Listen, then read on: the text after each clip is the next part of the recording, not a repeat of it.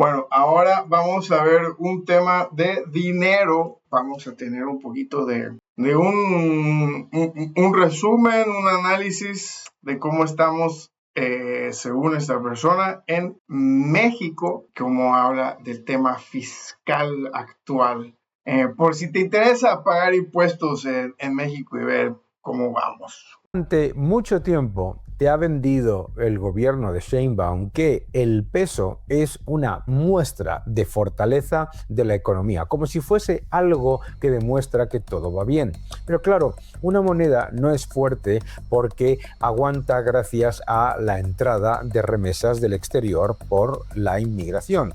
Una moneda es fuerte cuando detrás hay unas cuentas sanas, crecimiento, inversión, confianza y margen real. Y eso es justamente lo que le falta a México. México está en estancamiento y además con unas cuentas públicas completamente descontroladas. Porque si se suma un déficit muy elevado, una enorme carga fiscal como es la de Pemex y menos remesas, entonces lo que empieza a generarse es lo que percibe cualquier ciudadano de México, una inflación que no termina de ceder y lo que tienes no es estabilidad, lo que tienes es una ficción y es una ficción muy cara porque esa ficción no se puede sostener eternamente y la pagan los ciudadanos. O sea, se ve medio complicada la cosa, compañeros. Pero bueno, vamos a ver.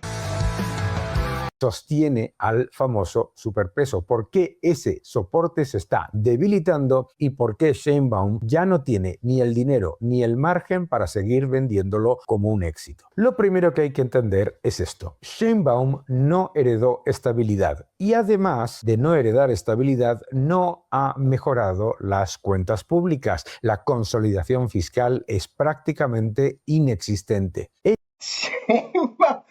Bueno, estabilidad. Bueno, yo creo que esa palabra queda media corta, maestro. La señora, ojalá y lo fiscal sea lo único, pero como bien dice, el tema es, olvídate la estabilidad, hereda una inseguridad total que la puedes traducir a todo. Es económico, es social, es cultural, y pues se traduce específicamente a lo que estamos hablando ahora, cómo se ve afectado. Todos los dineros, las recaudaciones, lo fiscal, todo está conectado con el sentimiento al final de cuentas de las personas, de cómo te sientes por lo que el país, el gobierno te está dando a cambio de donde vives. Y entonces la realidad es que en un México que se siente como un tipo sálvense quien pueda, pues bueno, y Ella no heredó estabilidad, efectivamente, heredó una factura y no es una factura pequeña. El propio presupuesto reconoce ya que que se va. México cerrará 2025 con un déficit del 4,3% del Producto Interior Bruto y que en 2026 bajará, si es que baja, apenas a 4,1%, porque como ya saben los mexicanos, la economía no crece, está en estancamiento y eso no es una corrección seria, eso no es orden fiscal y eso no es cuarta transformación. Eso es seguir gastando de una manera descontrolada por encima de lo que se puede, mientras te cuentan que todo esto está bajo control. Y la verdad es que se está acabando la gallina de los huevos de oro, o por lo menos se está reduciendo de una manera significativa. Se está O sea, los huevos ya no están tan grandes. ¿Qué tan grandes tenemos los huevos en México, en las gallinas? ¿Cuánto tiempo llevamos succionándole la vida a los huevos de la gallina dorada en México? Y sigue dando. Imagínense lo que deberíamos de ser como país y cada uno de los ciudadanos de ese país. El potencial y que la riqueza que solo unos poquitos tienen, hay para todos. Debería ser un país rico. Acabando la fiesta fiscal y la cuenta sigue abierta y creciendo. Y la cuenta, claro, la pagan siempre los contribuyentes, los ahorradores, las personas que reciben un salario y que viven de su trabajo. Además de todos los problemas generados por una política fiscal imprudente, tienes el gran lastre que el oficialismo intenta disfrazar cada día, que es Pemex. Pemex ha cerrado 2025 con una deuda financiera de 85.200 millones de dólares, además de 24.180 millones que todavía le debe a los proveedores. Y por si fuera poco, encima la señora Sheinbaum se permite regalar petróleo de México a Cuba, para que ya se llegue al máximo nivel de paroxismo. Y por si fuera poco, no se puede olvidar que se enfrenta solamente en un año a más de 13.400 millones de dólares en vencimientos de deuda. Pemex al borde de la quiebra. Esto no es una empresa estatal fuerte defendiendo al país y fortaleciendo la industria. Para nada. Esto es una máquina de deuda y de clientelismo que encima se permiten utilizar para regalarle petróleo a la dictadura cubana, que después, por supuesto, lo revende para lucrarse ellos mismos. Una máquina que sigue tragándose recursos, deteriorando la credibilidad fiscal de México y obligando al gobierno a cargar con una bomba de relojería que no deja de crecer. Y aquí está el corazón del engaño a los ciudadanos de México. Se habla constantemente en los medios de comunicación sobre el concepto este del superpeso. El superpeso, un peso fuerte con respecto al dólar, no era una señal de fortaleza estructural, era una señal de equilibrio frágil. Se ha sostenido con unas enormes remesas, con entradas de dólares y con una... Y no nada más con eso de las entradas, el tema también reestructural por parte de la nueva estrategia de los Estados Unidos, de la nueva doctrina, el regresar a producir cosas en Estados Unidos, les interesaba un poco hacer un poquito más barato el dólar. Entonces, a eso también agrégale el por qué parece este superpeso, ¿no? Pero bueno, aquí también. Una percepción de estabilidad que hoy se ve mucho más débil. Banxico deja la tasa en el 7% el 5 de febrero. Y cuando un país necesita pagar ese precio, 7%, para sostener la estabilidad monetaria, eso no es una demostración de salud. Eso es dependencia del dinero caro. Se tiene que subir las tasas para que haya un poco de inversión. Es más, para que no se escape el dinero que entra en México por las remesas de los inmigrantes. Fortalecer una moneda por remesas de inmigrantes claramente no es una señal de la fortaleza de la economía interna. Claramente es una señal de que la gran mayoría de las personas tenemos que seguir saliendo para buscar una mejor vida. Si es que tienes la posibilidad de la gracia y lo que sea de poder salir. Y ya cuando sales, acabas siendo parte del maquillaje que el gobierno del país ocupa para decir, miren, va todo dar. Como mucho, una muestra de la fortaleza de la economía de Estados Unidos, que es de donde están mandando el dinero. Eso es decirle al mercado, no puedo darte confianza, así que te pago más para que te quedes como puedas. Y claro, el relato se está complicando todavía más cuando empieza a entrar menos dinero por esas remesas. En enero de 2026, las remesas han caído a 4.594 millones de dólares, que es una caída ligera, pero una caída del 1,4%. Y aquí hay que decirlo como es. Esto no es un detalle. Las remesas no son un dato decorativo para una nota económica. Son consumo, son renta, son comida, son medicinas. Son millones de hogares sosteniéndose con ese dinero. Y cuando ese flujo se enfría, México, que ha estado aprovechando ese flujo para disfrazar sus desequilibrios fiscales, pierde oxígeno social y también pierde uno de sus grandes colchones de divisas.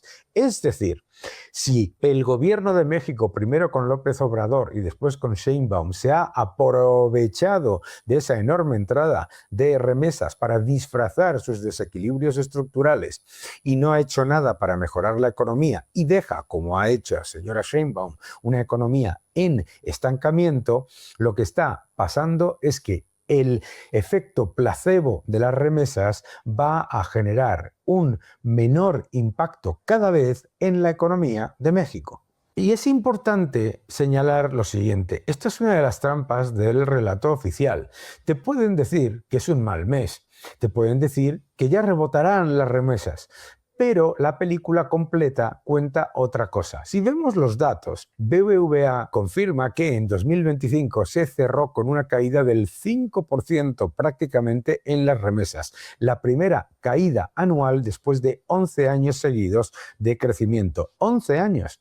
Es decir, no estamos viendo un tropezón, estamos viendo que uno de los grandes amortiguadores de la economía mexicana que disfraza los desequilibrios fiscales de la señora Sheinbaum ha dejado de empujar y de ayudar como antes. Y cuando se debilita ese amortiguador y no hay ningún otro, porque no hay crecimiento, porque no hay consolidación fiscal, porque no hay control del gasto, porque no hay atracción de inversión como merece México, etcétera, cuando se debilita el amortiguador y el efecto placebo de las remesas, todo lo demás se vuelve mucho más frágil. El sistema está roto, todo el sistema, la economía, las remesas. Más no es solamente que entre menos dinero, es que ese dinero también rinde mucho menos. En la primera mitad de febrero, la inflación anual ha subido al 3,9%. Y es más importante, porque la subyacente se ha ido al 4,5%, es decir, muy por encima